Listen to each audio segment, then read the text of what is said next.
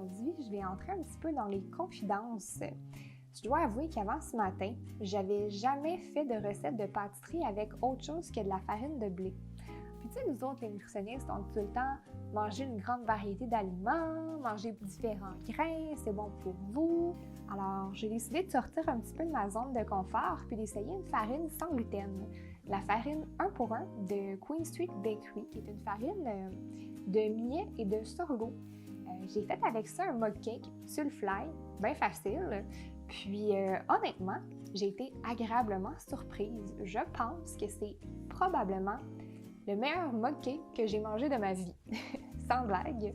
Puis généralement, quand on part d'une recette qui est faite à base de farine de blé puis qu'on veut la changer pour une farine sans gluten, ben il faut l'adapter. Il y a beaucoup de travail à faire parce qu'on ne peut pas substituer un pour un. Souvent, il va y avoir un problème au niveau de la texture, de la levée, ça ne sera pas pareil. Donc, vraiment intéressant parce qu'on la substitue carrément un pour un.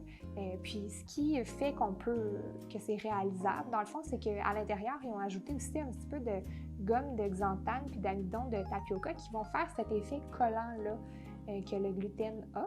C'est quand même une super belle farine à découvrir honnêtement parce que plus on mange de grains puis d'aliments différents, plus on va manger une grande variété de vitamines, de minéraux, on va avoir tous les bienfaits. Personnellement, je n'avais jamais goûté au millet et au sorgho, puis j'ai bien aimé. Donc définitivement, à mettre au menu cette belle farine. Puis tant qu'à ça, aussi bien regarder comment on a fait ça, ce petit mug cake-là ce matin.